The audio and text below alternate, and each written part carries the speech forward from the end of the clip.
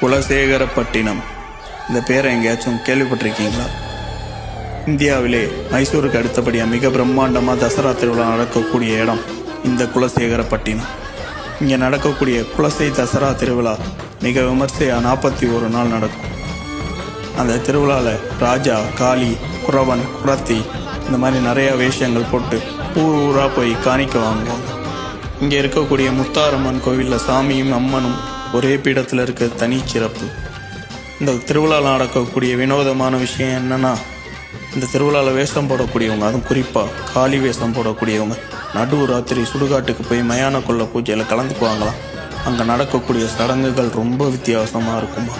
அப்படி காளி வேஷம் போடக்கூடியவங்க மேலே அந்த அம்மனே நேரடியாக இறங்கி அருள் சொல்கிறதா இப்போ வரைக்கும் அந்த ஊர் மக்கள் நம்புகிறாங்க. அவங்க சொல்லக்கூடிய விஷயங்கள் கண்டிப்பாக பலிக்குமா.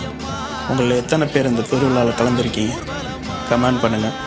மறக்காமல் நம்ம சேனலை ஃபாலோ பண்ணிக்கங்க.